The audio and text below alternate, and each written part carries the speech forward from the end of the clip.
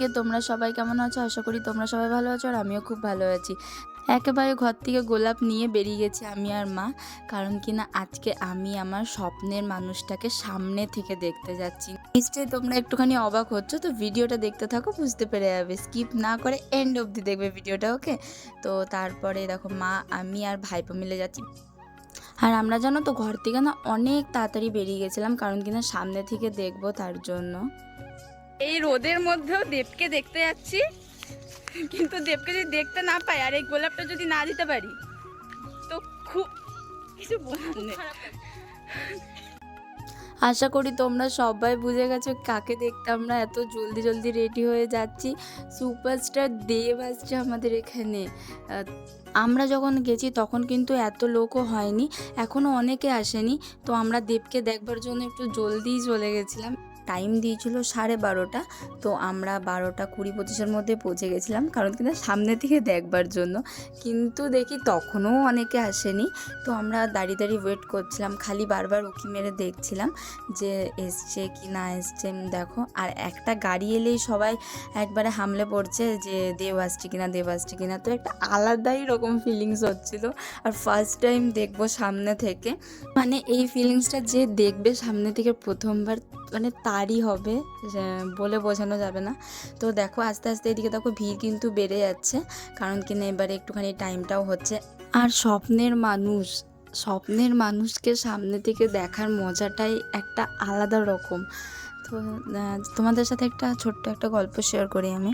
যখন আমি ক্লাস 2-3-তে পড়ি, তো আমাদের স্কুলের সামনের দিকে একটা দোকান ছিল, ওটাকে বলতো স্কুল মাঠের দোকান। তো ওখানে তখন 1 টাকা দামের 2 টাকা দামের দেবের ফটো পাওয়া যেত। তো আমি একবার ঘরে এনেছিলাম, তো মা দেখে যা মার দিয়েছিল, যা বকা দিয়েছিল, বলছে এগুলো কি এনেছিস তুই। তো প্রচণ্ড মার পেয়েছিলাম। তো যাই হোক, আজকে এতদিন পর আবার আমি আর মাই দেখতে এসেছি সেই দেবকে। বলতে গেলে সবারই ছোটোবেলাকার ক্রাশ, কি তাই তো? কমেন্ট সেকশনে জানিও আমি ঠিক বলছি কি না। সেই ছোটোবেলা থেকেই দেবের গান, দেবের মুভি দেখে বড় হয়ে ওঠা। তো আজকে সেই দেবকেই নিজের সামনে নিজের চোখে দেখার ফিলিংসটা বলে বোঝাতে পারবো না, আবারও বলছি। এদিকে ভিড়ও বেড়ে যাচ্ছিলো আর অনেক টাইম হয়ে গেছিলো। আর এদিকে দেখো আমি গোলাপ ফুল নিয়ে বলছিলাম যে দেব এটা শুধু তোমার জন্য, সিরিয়াসলি দেব এটা তোমার জন্য, আর তোমাকেই দেবো গোলাপটা, আমি তার জন্যই এনেছি। আর এদিকে দেখো ভিড় কিন্তু বেড়ে যাচ্ছে। আর এদিকে আমার একটা ফ্রেন্ডের সাথেও দেখা হয়ে গেছিলো, প্রণতি, ও একটু হাই করে দিচ্ছিল। এদিকে আমি আর আমার ফ্রেন্ড সবাই মিলে খুব মজা করছিলাম যে ফাইনালি দেবকে তো দেখতে পাচ্ছি। আর এদিকে দেখো ফাইনালি অ্যানাউন্সমেন্ট করছে যে দুর্গাপুরের মাটিতে দেব পা রেখে দিয়েছে অলরেডি। যেই মানুষটাকে এত বছর টিভির পর্দায় দেখেছি, সেই মানুষটাকে ফার্স্ট টাইম সামনে থেকে দেখবো, কিচ্ছু বলার নেই, জাস্ট কিচ্ছু বলার নেই। ফাইনালি দেব আসছে, এর থেকে আর বড় পাওয়া আমার কাছে কিছু নয়। ফাইনালি দেব চলে এসেছে। ও মাই গড, দারুণ লাগছে দেবকে দেখতে সত্যি। আজকে মানে মনে হচ্ছে আমি কি দেখে নিয়েছি।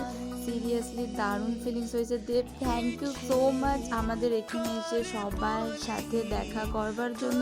আর এটা ছিল দেবের রোড শো। তো আমরা কিন্তু কোনো পার্টির তরফ থেকে যাইনি, আমরা বাস দেবকে দেখতে গেছি। দেব, লাভ ইউ সো মাচ। আর স্বপ্নের মানুষটাকে এত কাছ থেকে দেখতে পেয়ে আমার তো খুব আনন্দ হয়েছে। আমি জানি এখানে প্রত্যেকটা মানুষের খুব আনন্দ হয়েছে। আর এই দেখো ফাইনালি সেই মুহূর্তটা চলে এসেছে যেখানে আমি গোলাপটা এখানে দিয়ে দিয়েছি। আর এই দেখো, আর এখানে যে গার্ড ছিল, তো সেই গার্ড গোলাপ নিয়েছিল। অ্যান্ড ফাইনালি সেই গার্ডই গোলাপটা দেবের কাছে পৌঁছে দিয়েছে, মানে হলো আমার গোলাপ দেবের কাছে গেছে, দেবের হাতে গেছে। অ্যান্ড ফাইনালি অবশেষে গোলাপটা দেবের হাতে দিয়ে দিয়েছি। এটা একটা অনেক বড় স্বপ্ন পূরণ হলো। আমি জানো তো কখনো ভাবতে পারিনি যে দেবকে এত কাছ থেকে দেখতে পাবো। তো এর জন্য আমি পুরো আনন্দতে লাফাচ্ছিলাম। দেবকে গোলাপটা দেওয়ার পর এই রিয়াকশানটা ছিল আমার মুখের। দেবকে দেখে সবাই বাড়ি চলে গেলেও আমি কিন্তু এখনও বাড়ি যাইনি, কারণ কিনা দেবের গাড়িটা বেরোবে সেটা দেখবার জন্য দাঁড়িয়েছিলাম। তো ফাইনালি এবার দেব বাড়ি চলে যাচ্ছে। আর তোমাদের যদি ভিডিওটা ভালো লেগে থাকে তো like, comment, share and subscribe করে দিও। সবাই ভালো থেকো, সুস্থ থেকো, দেখা হবে পরের ভিডিওতে।